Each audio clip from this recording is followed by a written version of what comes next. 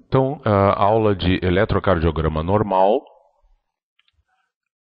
O eletrocardiograma é uma forma de registrar a atividade elétrica do coração e ele registra graficamente os potenciais elétricos gerados no coração a partir de dois eletrodos dispostos em diferentes pontos do corpo. E as diferenças de potencial que a ativação do coração gera são captadas por esses dois eletrodos e impressos na forma das ondas do eletrocardiograma. E o eletrocardiograma depende, o entendimento dele depende do conhecimento da anatomia, no sentido de que o coração ele está dentro da cavidade torácica, numa posição levemente virada contra o sentido do relógio, com a ponta para a esquerda e para baixo, e também do conhecimento de que o coração é dividido em camadas, a camada muscular endocárdica, o miocárdio, o epicárdio e revestindo por fora o pericárdio visceral e parietal. A anatomia ainda mostra que existem 4 câmaras cardíacas divididas entre si pelo anel fibroso que envolve as válvulas cardíacas, e essas 4 câmaras são os átrios na parte superior do coração e os ventrículos na parte inferior do coração, conectados entre si pelas válvulas atrioventriculares.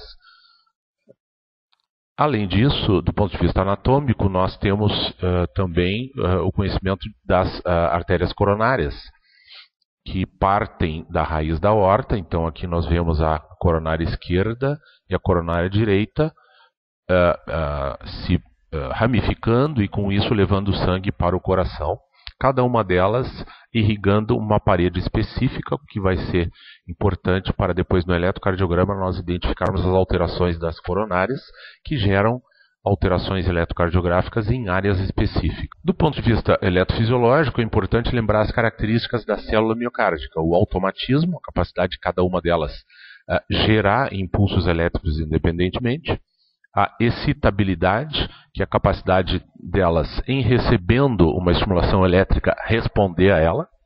A condutividade, que é passar ou propagar os impulsos elétricos de célula para célula.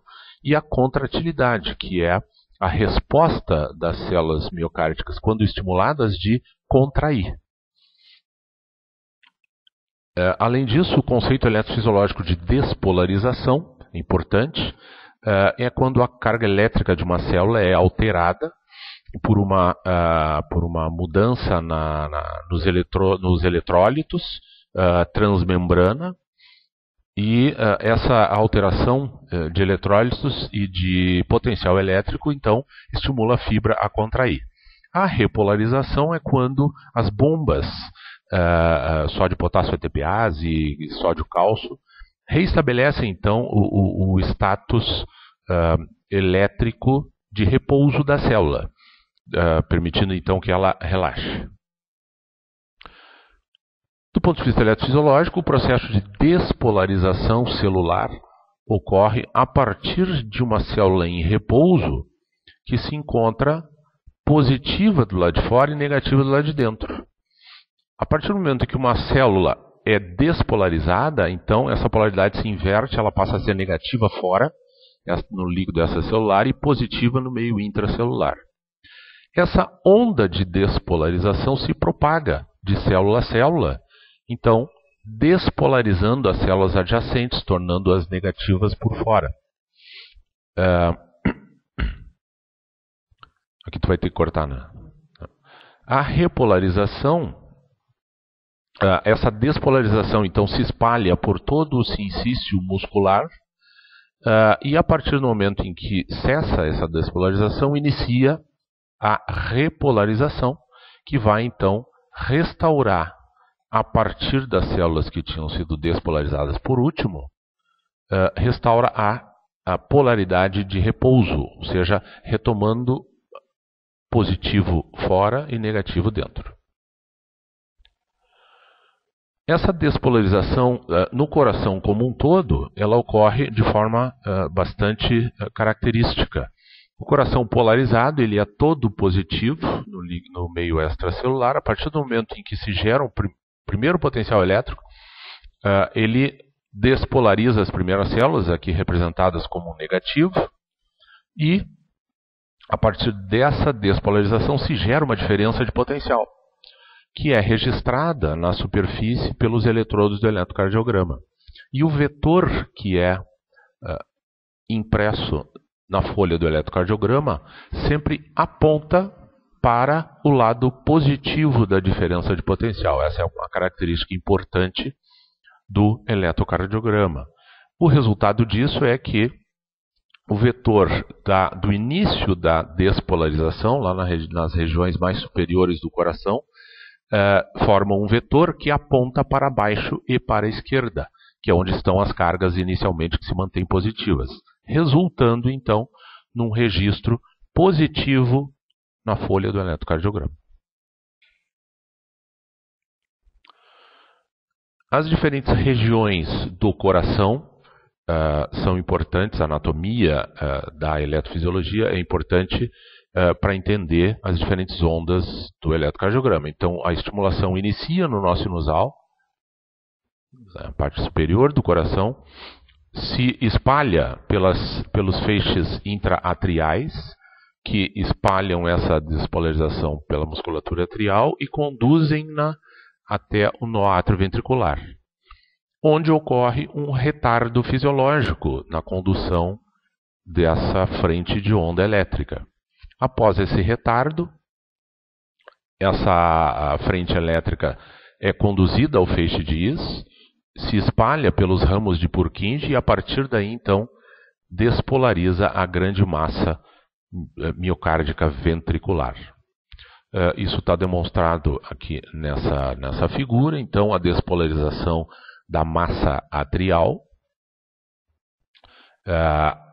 Após o retardo atrioventricular, a despolarização septal, a despolarização do ápice e, finalmente, a despolarização da base dos ventrículos, completando então a despolarização muscular. Isso se dá rapidamente e o sincício ventricular acaba se despolarizando e contraindo como uma massa única. E esse espalhamento da despolarização gera diferenças de potencial que vão sendo captadas pelo eletrocardiograma ao longo do tempo, gerando as diferentes ondas do eletrocardiograma.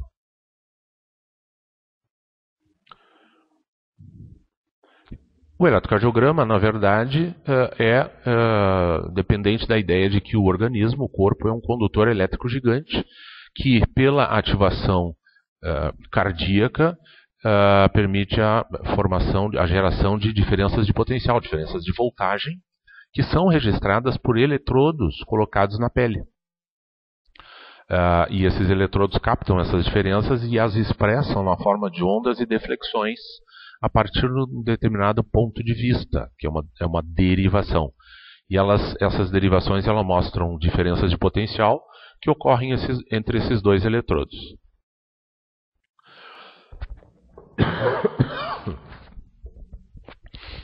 O impulso que surge no nó sinoatrial, ele não é inicialmente registrado.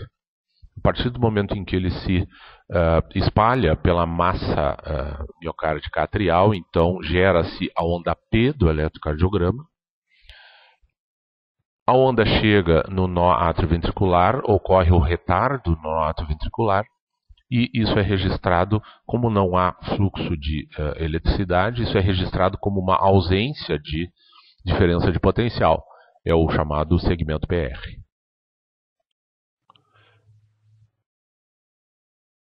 A seguir, a frente de onda elétrica é conduzida através dos ramos do feixe de His-Purkinje.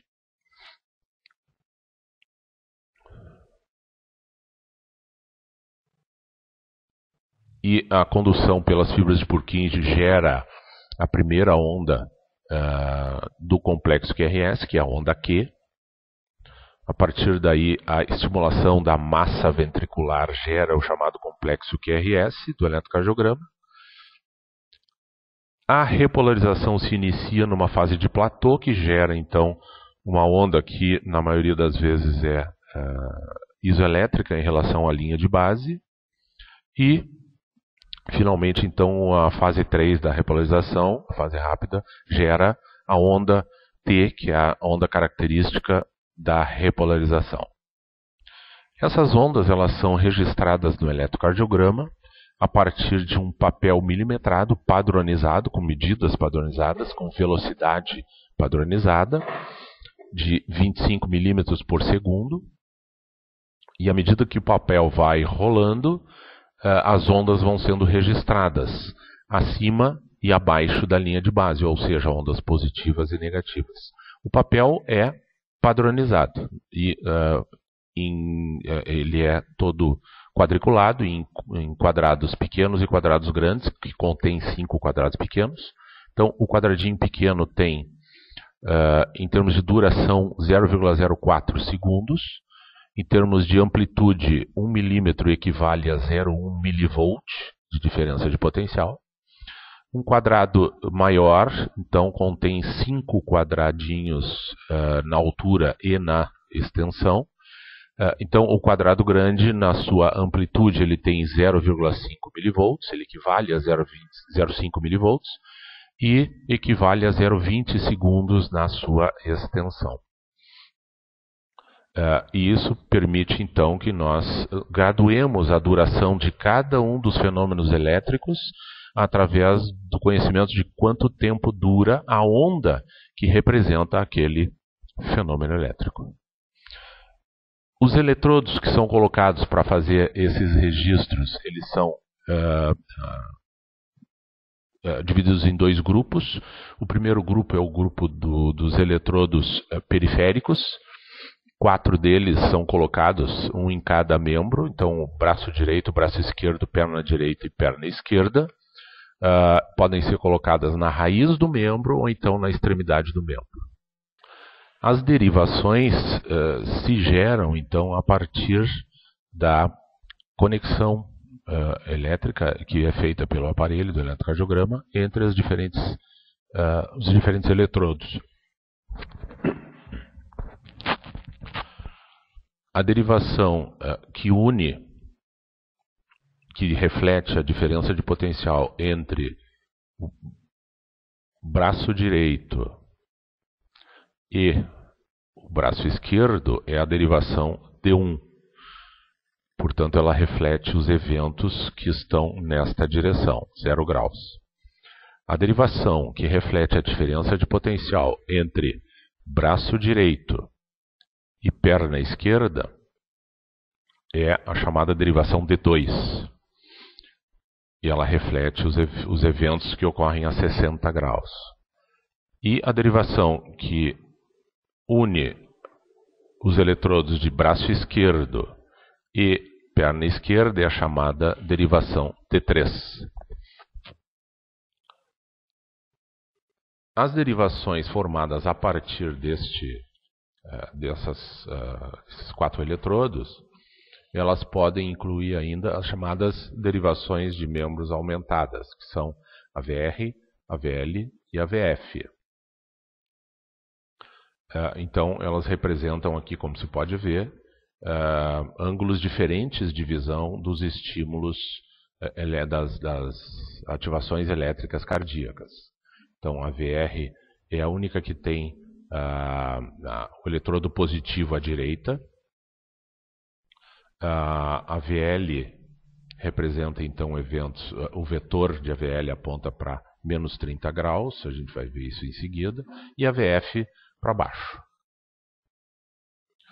As derivações podem ser ainda precordiais, a gente tem mais 6 eletrodos colocados sobre o precórdio, além daqueles 4 iniciais, iniciando à direita do externo, no quarto espaço intercostal, é o V1, a derivação, o eletrodo V2 está no mesmo local, só que à esquerda, V4 no quinto espaço intercostal,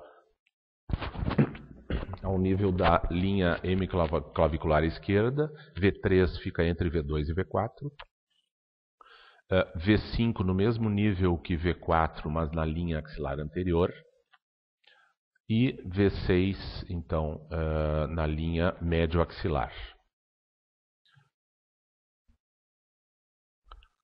A partir daí, as derivações no plano frontal se colocam dessa forma, quer dizer, cada uma das derivações periféricas, então, tem o vetor num determinado ângulo, como nós vimos, e elas refletem, então, os fenômenos elétricos vistos a partir deste ângulo.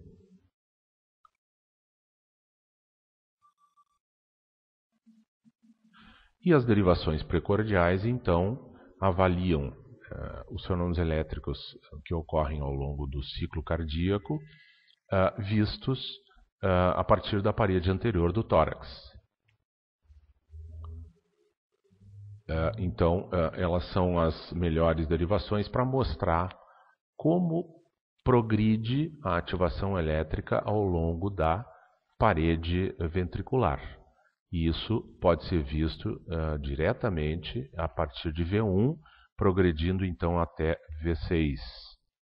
Então, em V1, a ativação ventricular é demonstrada de forma predominantemente negativa no eletrocardiograma, já que o vetor resultante visto deste ponto é um vetor negativo, e à medida em que os eletrodos vão se aproximando da região de maior expressão elétrica da musculatura ventricular, os vetores vão se tornando cada vez mais positivos, já que o vetor passa a apontar para o eletrodo. Então aqui, por exemplo, o V4 está no ponto positivo da massa miocárdica ventricular, então vai aumentando a positividade do complexo QRS.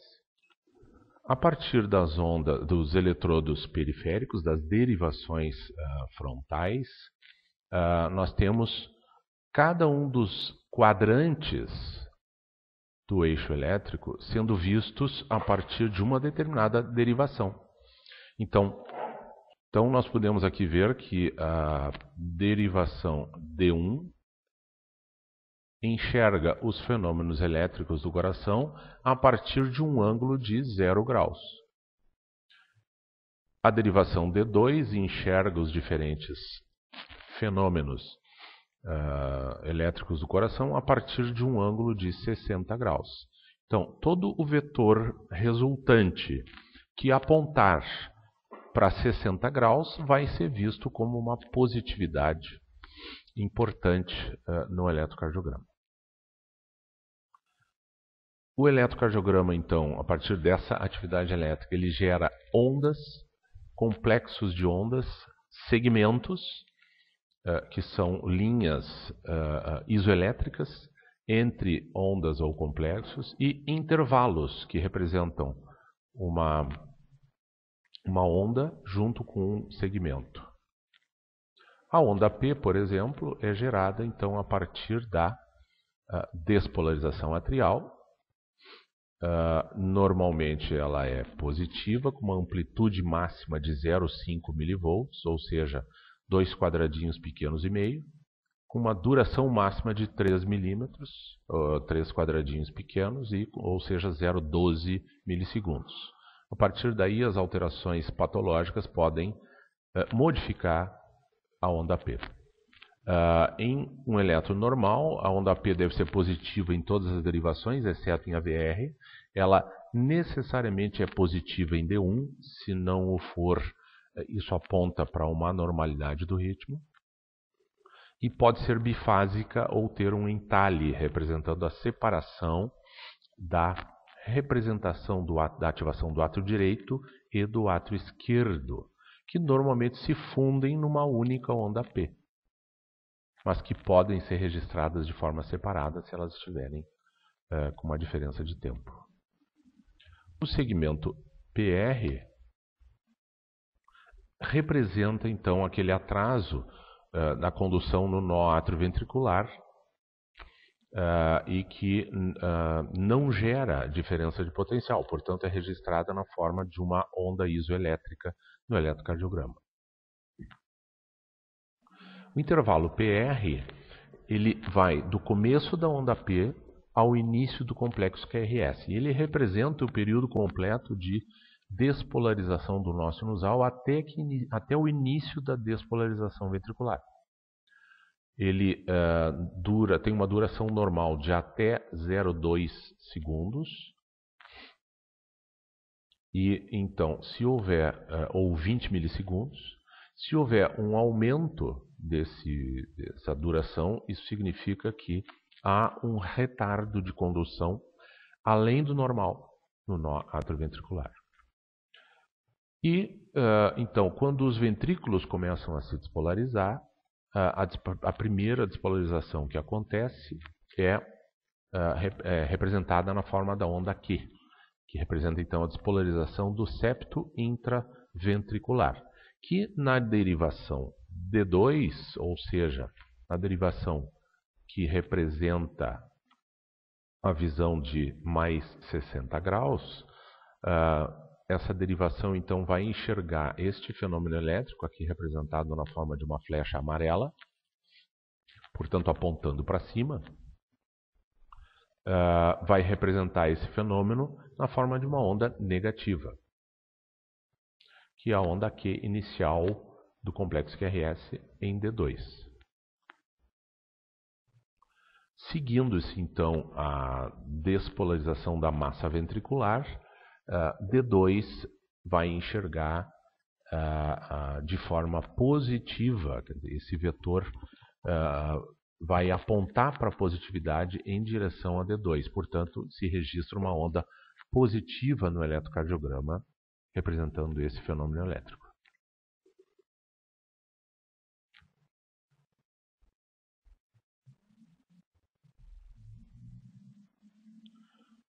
A onda S é já o início do processo de despolarização. Ela representa a despolarização da base do ventrículo e é registrada sob a forma de uma onda negativa. São as últimas despolarizações. Ou seja, isso forma o chamado complexo QRS, que é o conjunto da ativação elétrica dos ventrículos, que dura até 0,11 segundos. Nem sempre existe a onda Q, nem sempre ela é visível. Para ser uma onda Q normal, ela tem que ter uma duração curta, de até 0,04 segundos, um quadradinho, e uma amplitude máxima de até 1/3 do QRS.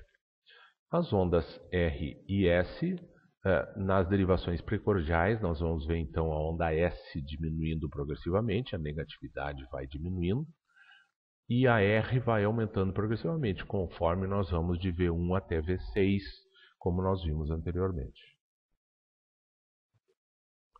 O segmento ST é o período em que os ventrículos estão totalmente despolarizados, e vai do final do QRS até o início da onda T de repolarização.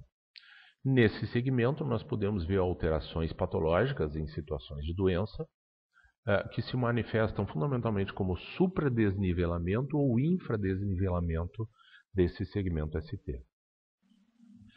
A partir daí, a repolarização dos ventrículos, então, quando o meio extracelular negativo vai se tornando positivo. Isso ocorre do epicárdio para o endocárdio.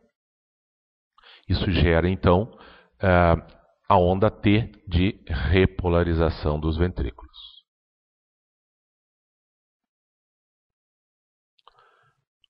Ela é maior do que a onda P, representa a repolarização ventricular e normalmente tem o ramo ascendente da onda T mais lento do que o segmento descendente. A amplitude é até 5 mV nas derivações periféricas e até 10 mV nas precordiais. Ela, a princípio, deve ser positiva em D1, D2 e de V3 a V6 e pode ser negativa em AVR. E a inversão da onda T indica isquemia subepicárdica. A repolarização dos átrios, ela, na verdade, não é registrada, na maioria dos casos, no eletrocardiograma, porque ela ocorre concomitantemente com a despolarização dos ventrículos. que, por ser de uma magnitude elétrica maior, ela se sobrepõe à repolarização atrial e, portanto, esta não pode ser vista. Quando isso ocorre, ela é visível na forma de uma onda U, que é uma onda que vem logo após a onda T de repolarização. As características de um eletrocardiograma normal, então, incluem o ritmo, deve ser sinusal, para ser considerado normal, e nós identificamos isso através de alguns critérios bem característicos. O ritmo sinusal se caracteriza por um intervalo regular entre as ondas R, e isso é visível examinando-se o eletrocardiograma como um todo. Ou seja, o ritmo deve ser regular, deve existir um acoplamento entre a ativação atrial e a ativação ventricular, ou seja, se espera que depois de cada onda P deva ocorrer um complexo QRS e que antes de cada complexo QRS deve haver uma onda P. A onda P ela deve se representar num vetor que se aproxima de 60 graus, com uma variabilidade que vai de 0 graus até 110 graus, em média, 120, etc. Então, a onda P ela deve se registrar de forma positiva em D1, em D2 e AVF, para que se possa afirmar que a origem do batimento se deu no nó sinusal. E deve haver uma frequência cardíaca entre 60 e 100 batimentos por minuto. Com esses critérios, então, se pode afirmar que o ritmo é sinusal. E a frequência cardíaca ela pode ser calculada de diferentes maneiras. Nós podemos dividir o número 1500 pelo número de quadrados pequenos entre duas ondas R, ou dividir 300 pelo número de quadrados grandes entre duas ondas R, ou a maneira que é considerada mais fácil, mas nem sempre é aplicável, é escolher um QRS, cuja onda R coincida com o início de um quadrado grande, e contar até a próxima onda R quantos quadrados grandes existem. Se houver um quadrado grande entre duas ondas R, nós devemos considerar 300 a frequência cardíaca. Se houver 2, nós devemos considerar 150 de frequência cardíaca. Se houver 3, 100. 4, 75. 5, 60 de frequência cardíaca. 6, 50 de frequência cardíaca. E assim por diante. Dessa forma, nós temos uma maneira mais visual e mais simples de, então, calcular a frequência cardíaca. Esse traçado de eletrocardiograma, por exemplo, permite que vocês, então, calculem a frequência cardíaca.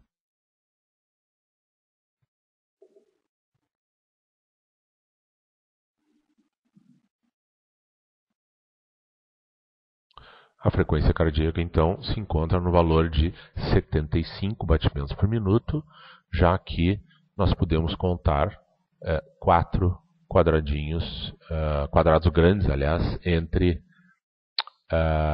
duas diferentes ondas R.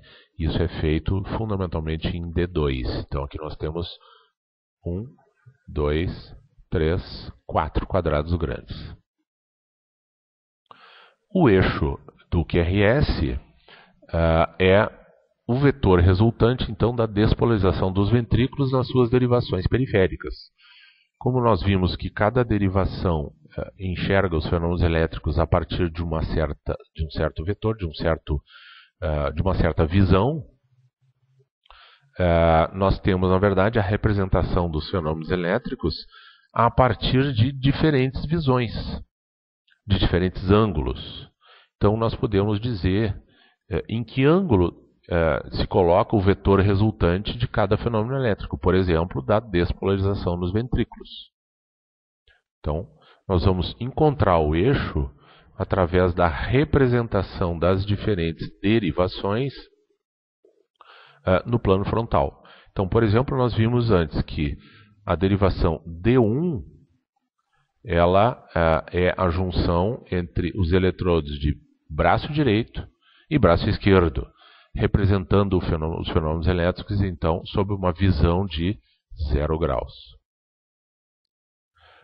E assim por diante, então, as diferentes derivações vão representar os fenômenos elétricos vistos a partir de diferentes graus.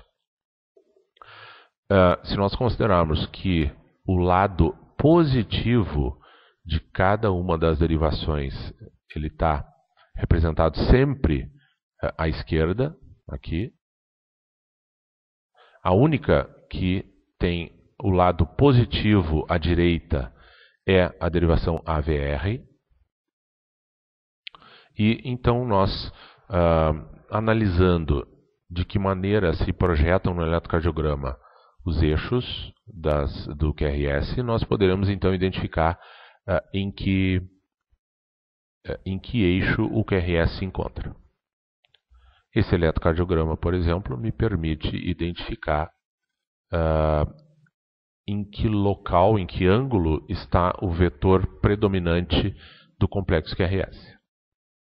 Então, nós vamos analisar as derivações periféricas para fazer isso. E vamos ver, então, qual é a maior onda, seja positiva, seja negativa, em que fica registrado o QRS. Qual a derivação em que nós temos a maior onda. Aqui nós temos, por exemplo, D1, aparentemente, é o maior QRS ao longo das diferentes derivações periféricas. Ou seja, o eixo do QRS está em 0 graus ou apontando para uma região próxima de 0 graus. Nós podemos refinar essa projeção avaliando as derivações contíguas. Aqui nós temos, por exemplo, a VR, que fica 30 graus mais para baixo. Não esqueçam, com a face negativa para a esquerda e positiva para a direita. E olhando então a derivação AVL, que fica a menos 30. Então, a VR e a VL têm ondas aproximadamente iguais, de mesma amplitude, o que se pode dizer que o QRS está exatamente entre uma e outra, equidistante, ou seja, realmente a 0 graus. Dessa forma, nós temos então os primeiros conceitos de eletrocardiograma que vão permitir então que se analise os eletrocardiogramas, se permita identificar desvios dessas características normais e a partir daí então fazer os diagnósticos eletrocardiográficos que se possa fazer de acordo com as alterações.